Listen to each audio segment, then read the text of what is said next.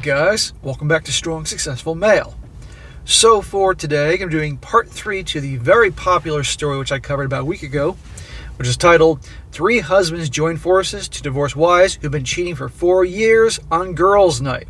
And guys, since I'm sure the majority that are watching this now saw the previous videos, you know darn well how crazy that story was. Those 3 poor guys in their early 30s who found out that every single of their wives have been cheating for years. As you all recall, the guy writing and telling the story, his wife came home one night after her girls' night, which she's been doing for years, drunk. Next day she wanted to have a talk with him and brought up the idea of an open marriage. And immediately he shut that down and got her to confess that she's been cheating on him on girls' nights all these years. And one by one he went to his different buddies, got their wives to confess, all those types of things. It was completely crazy.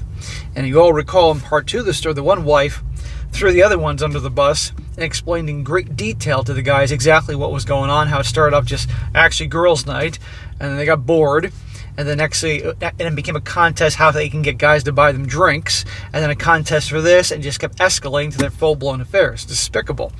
And 2 of these guys have kids, and so their wives are not only cheating on them, but the kids.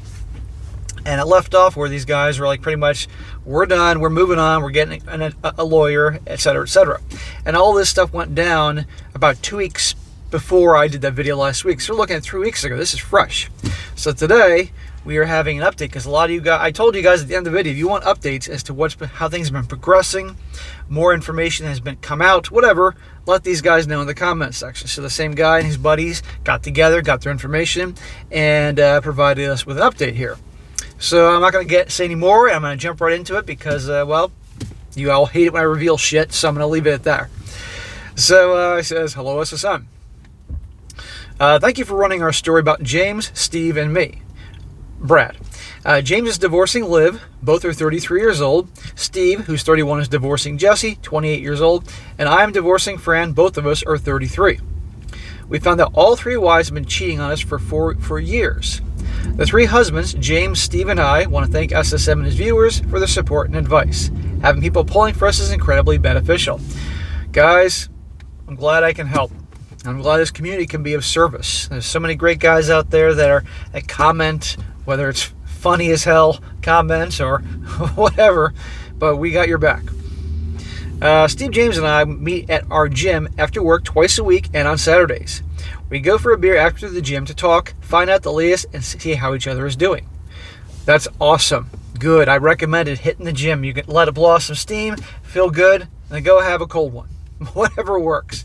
And that way you guys can stay in the loop and support each other whenever you might be slipping, because I guarantee you some of you guys, I'm sure at least one of you guys started thinking, maybe I'll give her a second chance, or maybe she did make a mistake, or maybe, I don't want to hurt the kids. No. You guys got to keep each other propped up. We all had the same reactions both seeing SSM videos. Who are those idiots who should not have let their wives go on a girls' night, let alone every Friday night? It's like we move from one reality to another. A few weeks ago, we were married to loving wives who wanted to dress up, go have a drink or two, gossip, and lovingly complain about their husbands. Great, let them have a night out. Guys, what's done is done. At this point, don't beat yourselves up anymore. Now your purpose is taking care of your kids for the 2 of you that have kids and getting through this as fast as possible with the best outcome for you. That's your mission at this point. Don't dwell. Later on, you can share your story here, and it will help give guys examples why they don't make the mistakes that you did. It will help them out. But what's done is done. Now focus on your future. It never occurred to any of us husbands that they would be unfaithful. Now we look at the SSM videos and can't believe we were those idiot husbands. What husbands let their wives go out on girls' nights? The husbands whose wife knows he's so stupid she can pretty much get away with anything. Our marriages were over when our wives told us they wanted a girls' night. It just took us 4 years to realize that. Again, the past is the past. Learn from it and move forward. Anyway, this is about the 3 of us and the wives that we are divorcing. James and Steve encouraged me to write this update. They will both read this and gave me the thumbs up before I send it over to you. This one is a dicey issue. There is one dicey issue here. The DNA test for our kids. Oh boy. We were all wondering. James and I have discussed whether or not to include news about the test in this update. We agree that it's important to report on the DNA test results in this update. More about that later. Oh, you're going to keep us hanging here, huh? Well, I know how this is going to end because I, of course, read this long story. The last video from SSM takes us up to when Steve and I left Steve's house. This was the Saturday my wife asked for the open marriage, and we discussed all three of our wives have been unfaithful for years. We left Steve's after we heard from Steve's wife, Jessie, about the wives' girls' nights, deeds, and their serial cheating. I ended the last post after we left Steve because I thought my story was getting too long. But there is more to tell. I figured if SSM and his viewers found this story interesting and educational, I'd write an update. This is it. Oh, we appreciate you taking the time to write the update, my man. Believe me. We left Steve's about 6 p.m. that night, and unfortunately we were still not finished with our wives. Regardless of what we do, they just won't go away. James' wife Liv was at his home when we arrived there from Steve's. Isn't Liv the one who initially was like, okay, I'll divorce you. I was planning on doing it anyway, goodbye. Probably met her lover and he said, I don't want you, and she came back. But first, some background information. Fran, Liv, James, and I went to the same university. We're all the same age and in the same year. We all lived in the dorms. Liv and James met their freshman year and started seeing each other. By Christmas break freshman year, they agreed to be exclusive, not so much as it turns out. In the sophomore year, James and I were roommates. Liv and Fran had been roommates for their freshman year and were still roommates the sophomore year. James and I became friends right away. He and I were from the same hometown but had never met. Liv and Fran were already friends, also from our hometown. James kept telling me about this wonderful girl Liv that he was dating. Not that wonderful. It was clear to me that James was head over heels in love with Liv. Smack to James. You barely knew her. But he also talked about Liv's beautiful roommate Fran, who he wanted me to meet. Fran and I met. The four of us became inseparable. Fran and I became inseparable. In other words, you rushed too fast, too soon with Fran without making her work to get you. But you were young, you didn't know. SSM commented that we didn't know each other well enough, long enough, and we were too young to get married. I couldn't agree more. James was 20 years old and I was 22 on our wedding days. We didn't plan on getting married. We thought marriage was years down the road. When Fran and I talked about marriage, I told her we needed to get to know each other better. Also, I wanted to have a secure career before we married. That may take years, and Fran said she could not agree more. That's exactly what she wanted too. We'd still be together. Marriage can wait. See? Very sensible. And then, can you all guess what happened next? James told me that he had a similar discussion with Liv. They were agreed that they wanted to get married, but we needed to wait until they were financially able to marry. Liv said she wanted to have a career as well. They each had plenty to accomplish before marriage. There was no rush to get married. Liv got pregnant, shocker, at the end of the sophomore year. James and Liv married that summer. Smack! At 20, 21 years old, you're out of your damn mind. This is not the 1950s or whatever time period it was where people would get married solely because the girl's pregnant. You could find a way to get married. Oh my God. And here's a question. What we all have to ask. Is that child his? Or many other things there. Did she do this on purpose? One has to ask. But we'll come back to that later. Yeah, they married that summer 13 years ago. Their son is 12. Fran got pregnant at the end of our senior year. She and I married that summer 11 years ago. Our son was born the following March. He's 10 years old now. Both pregnancies were shocks, at least for James and me. Well, what are the odds that two girl best friends just so happened to get pregnant not too far away from each other, and both their husbands married them? Wow, what a coincidence. Were we baby trapped? Were we baby trapped? Looking back, James and I believe we were. Back then, it never would have occurred to us that our wonderful girlfriends would ever think to do that. Guys, you are not alone. This has been happening, well, let's be honest, since the beginning of freaking time here. This is why I always tell guys to always wear protection. No matter how good it feels without the protection, I know how well it feels, guys, because I was that dumbass that did the same goddamn thing. And it's amazing there aren't multiple SSMs running around the world now. God, I hope not. But you will always wear protection and dispose your protection and provide your own protection. And don't buy that crap that she's on the pill. We've all heard that song and dance. You know how that ends. I know I say this a lot, but I can't. I get new viewers every day, and I gotta really hit that home. Anyway, and I might add, nowadays, especially DNA tests, paternity tests, if it's legal where you are. So I shit you not, some places it's illegal. Anyway, we baby trapped. I read that part. The pregnancies were just an unfortunate mistake. Both Fran and Liv were on the pill. Ha ha ha ha, what'd I say? James told me that Liv said she ran out of pills and didn't have the chance to get a refill. She got pregnant. 2 years later, when Fran got pregnant, she told me the exact same story. Coincidence? No, it's not a coincidence. I told you about that pill, guys. What were they having, like fucking sweet tarts? Was that their pill? Or those candies when I was a little kid? For James, it was more serious than just being baby trapped. My advice to young guys, don't rely on your girlfriends to provide birth control.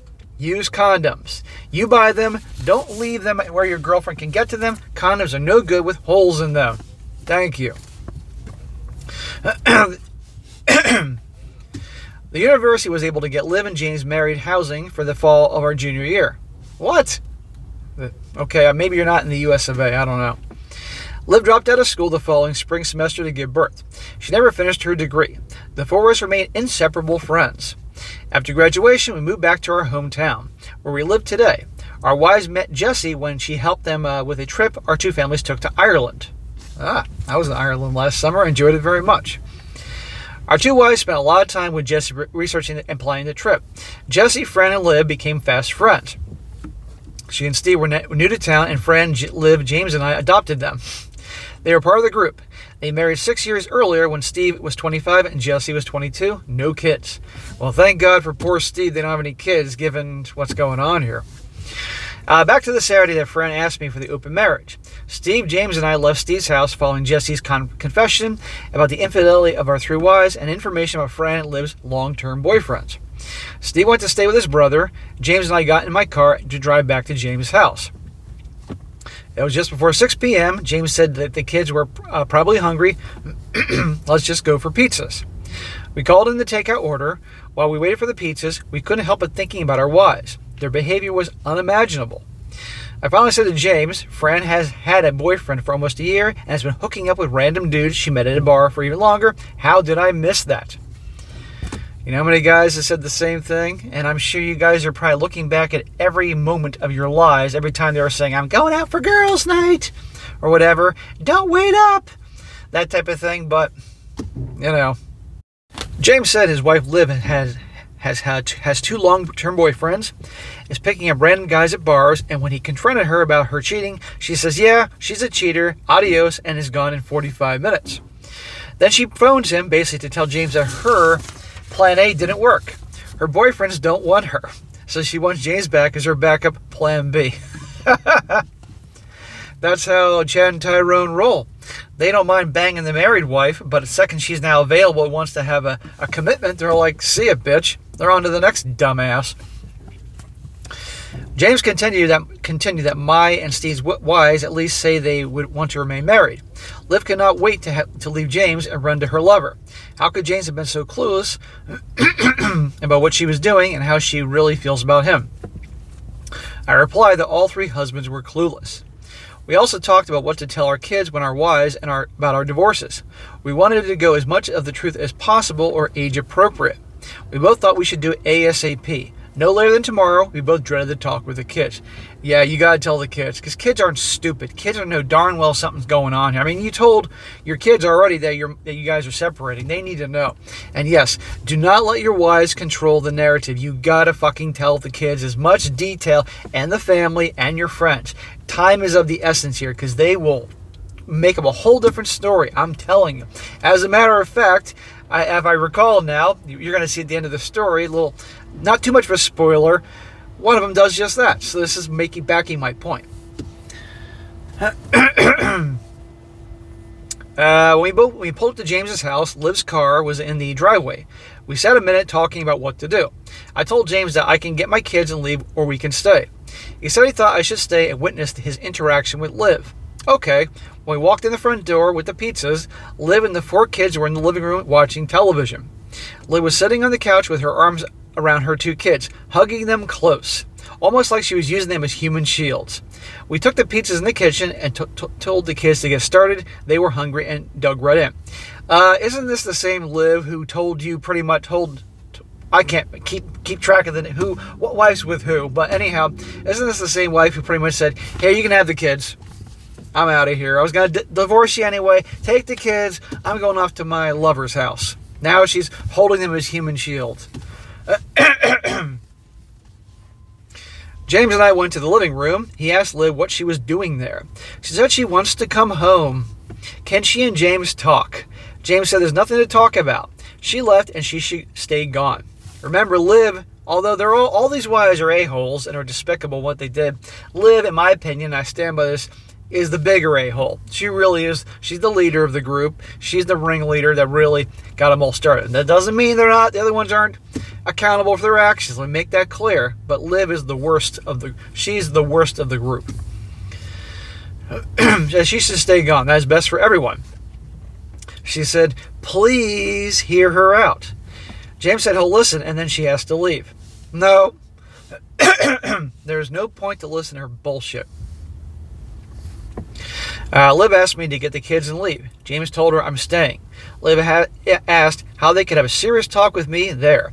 James said he and I were about to have a serious talk as well, and she was the one more interfering.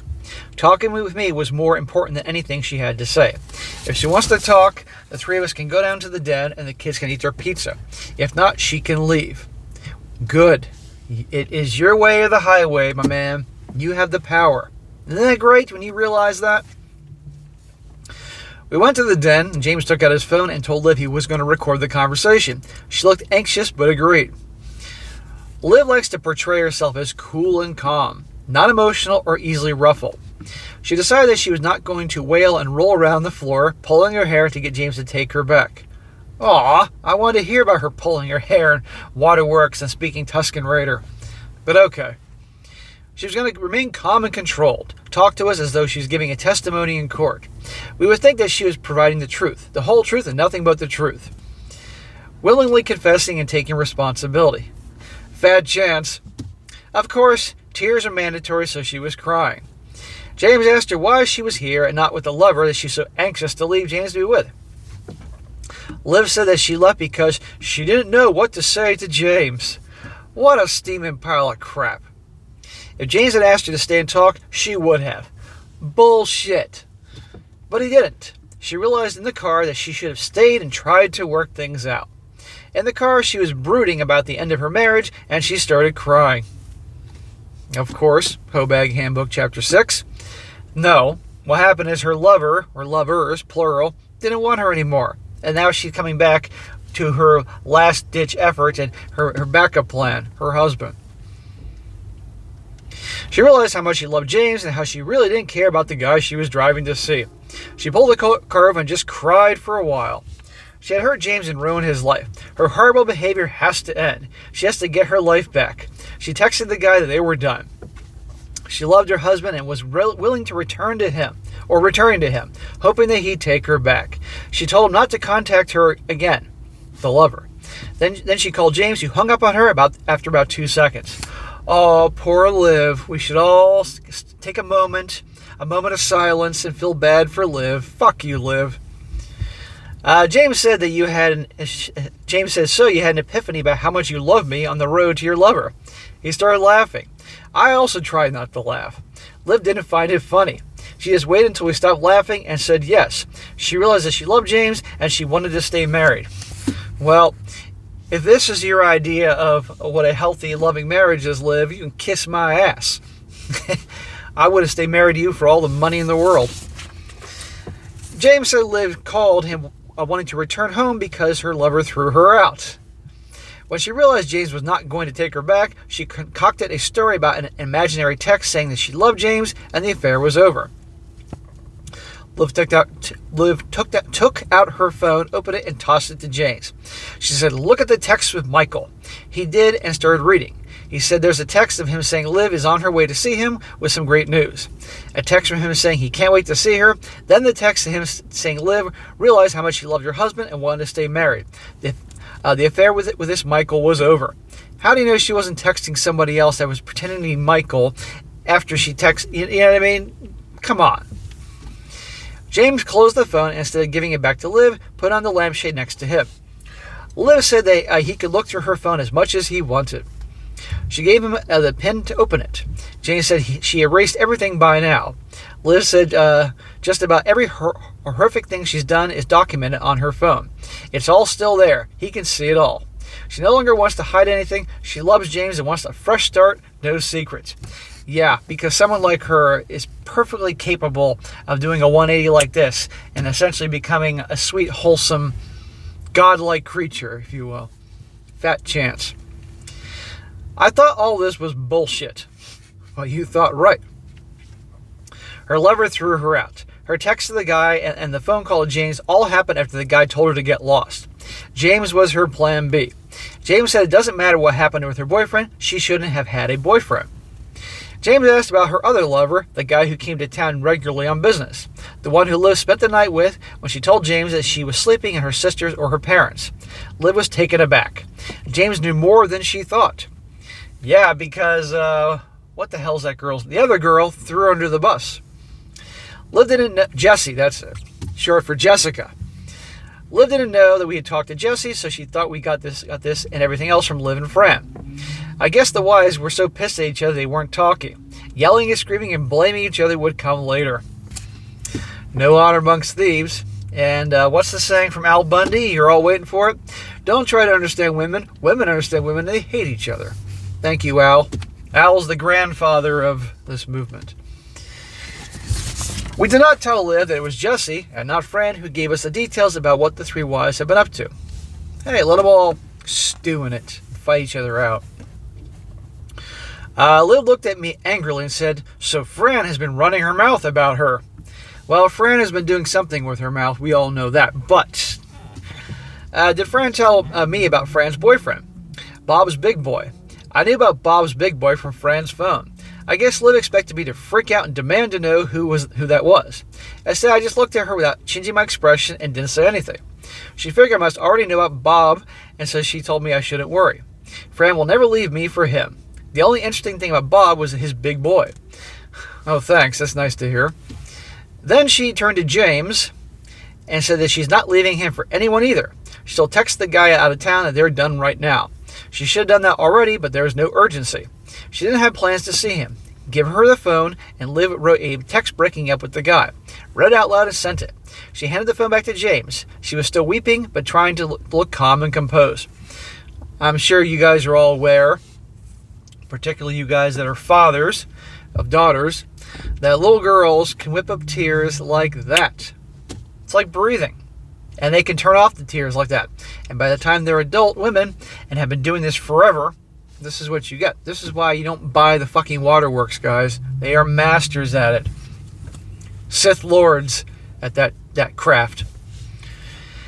James said he wanted to know how a 33-year-old wife and a mother becomes an SLUT who spreads her parts for any guy who smiles at her or buys her a drink. Liv looked down, still crying.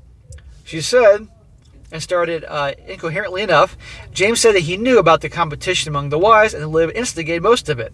Liv asked, what competition? And about what competition? And James said he understood that the three wives competed with one another for attention, and that the competition escalated into infidelity.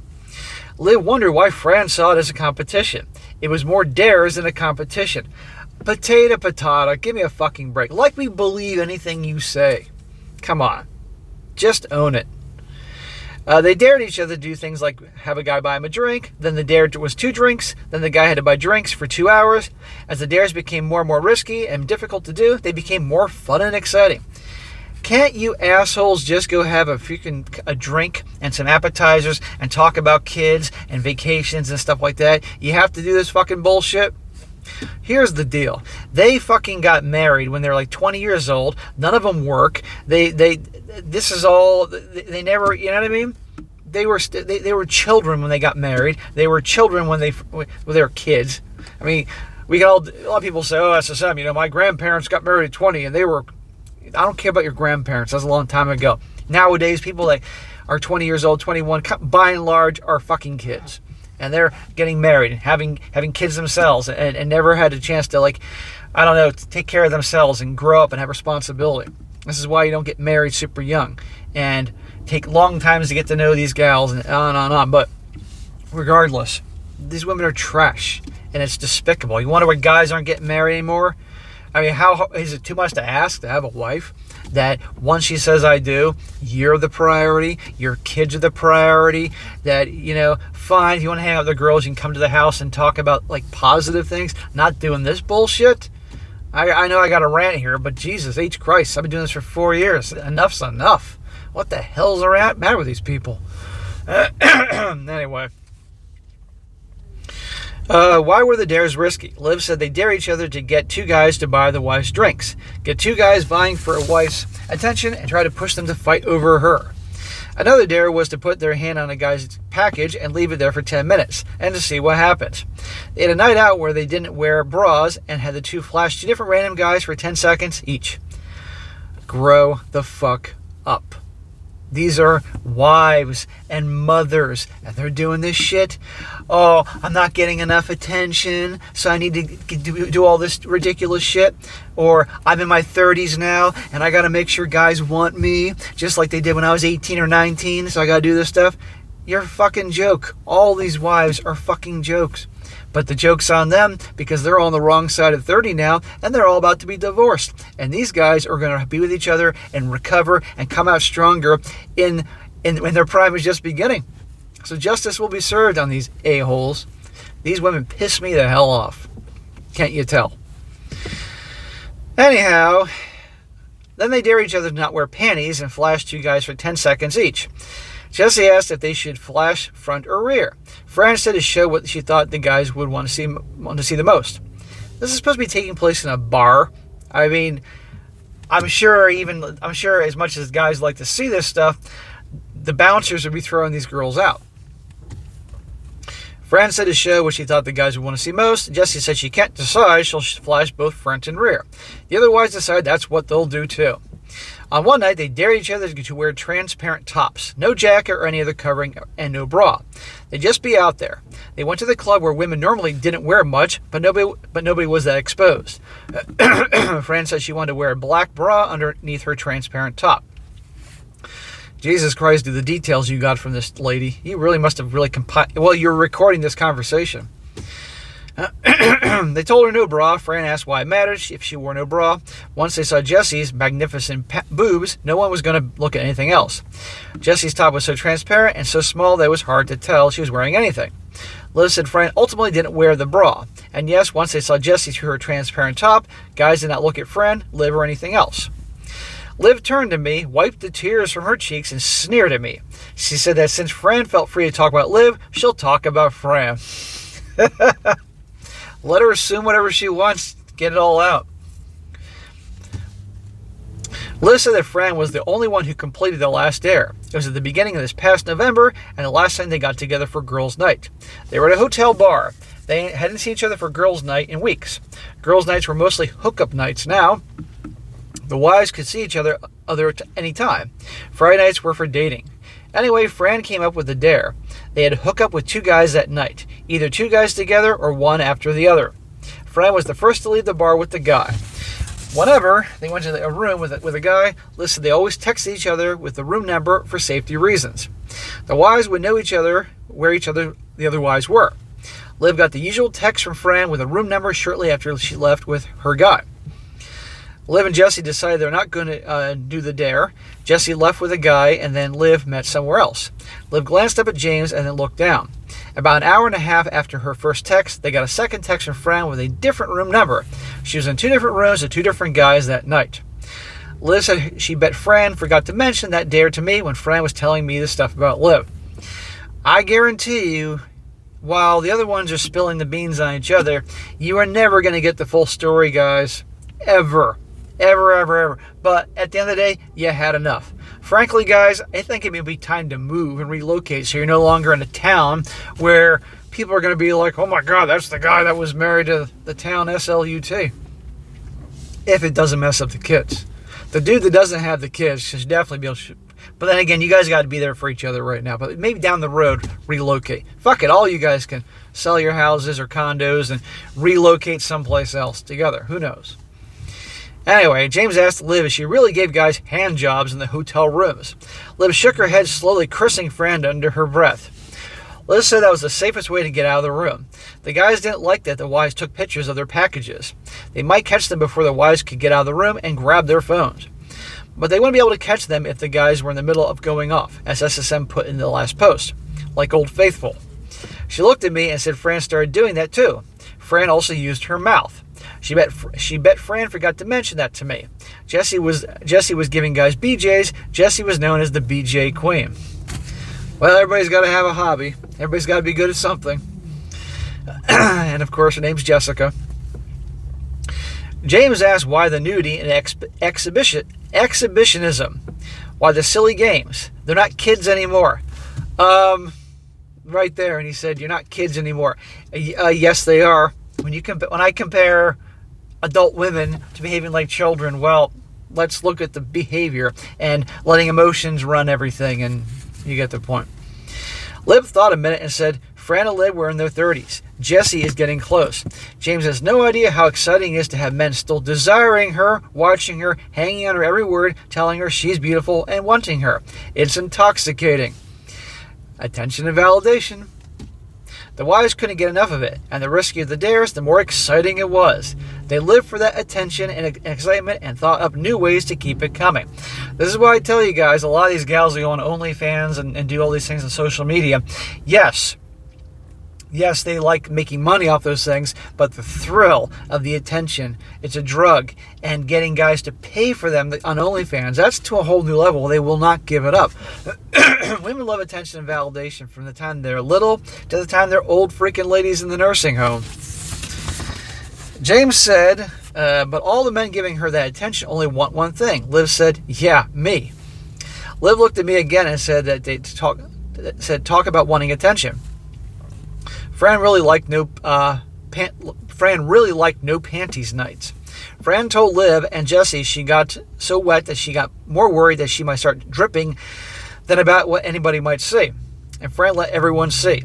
She spent the night dancing in her very short dress, arms over her head, so her dress would ride up and give everyone a better view. Liv asked me, how could she do that with you, Brad? Would you take Fran to a bar and watch her while she exposed herself to men like there? And she gets so wet dripping.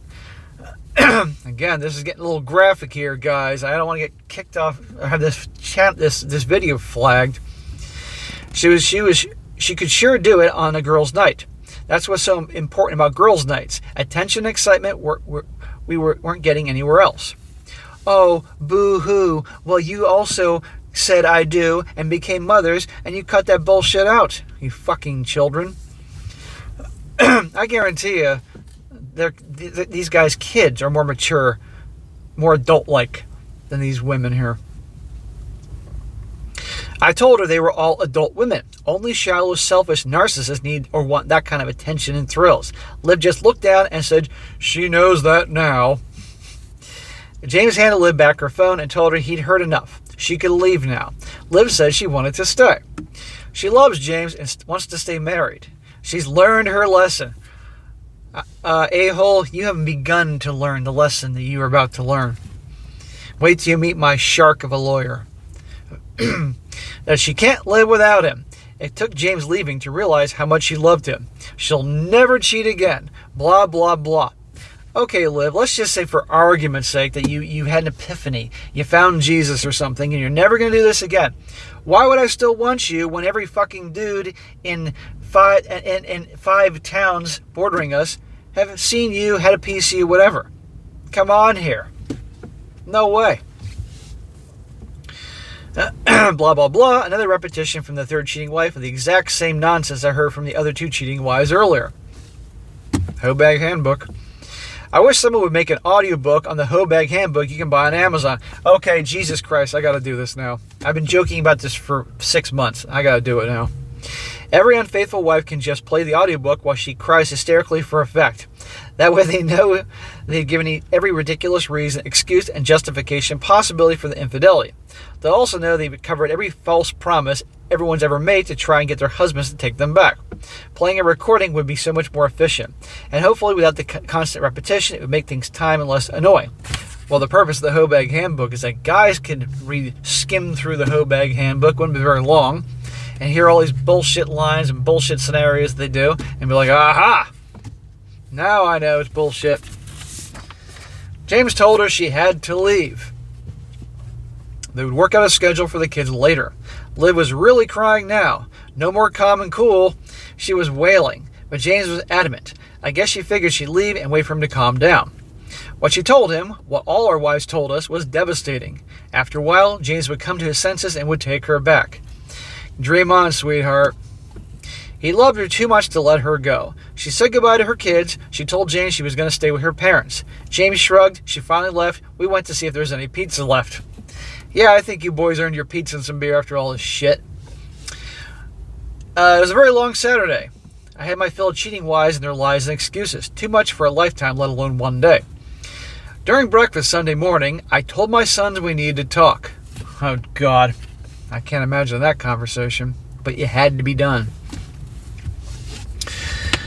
Remember, guys, we're on Sunday now. All this shit went down on Saturday. Long fucking Saturday. Now we're on Sunday. And he's getting to the kids right away.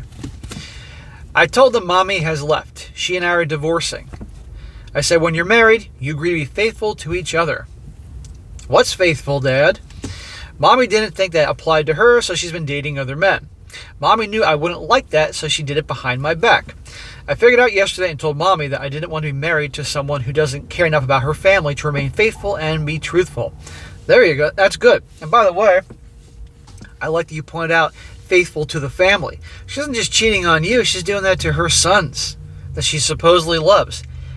In your house, where your kids sleep and play and live their lives. She actually thinks you're going to take her back, but the reason all these wives think their guys are going to take them back, we all know why. Because their perception of these guys is that they're weak. And if they promise enough, they cry enough, they pull their hair out enough, they speak Tuscan Raider enough, eventually these guys will cave. And they'll try every tactic possible to get these guys to cave. And as of yet of this story, they ain't caving yet. I told my boys that Mommy and I still love them, and they did nothing to cause this. For now, and hopefully in the future, they'll be living with me and we'll schedule visits with Mommy. We're beginning the process of divorce. That process will take a while. A judge will decide about their permanent living arrangements. The only thing certain now is that Mommy and I are divorcing. We talked for a while. The kids had questions, many of which I could not answer. They were upset, but that's their life now. Thank you, Fran. Yeah, thanks, wife, when you did this to your boys. So, good. I'm glad you had that conversation immediately. And as hard as it was, you did the right thing. And, because if she got to them first, but it didn't stop there, my man. Now you got to talk to family, in-laws, friends, your UPS driver, the gardener, anybody, so they don't spread their bullshit anymore.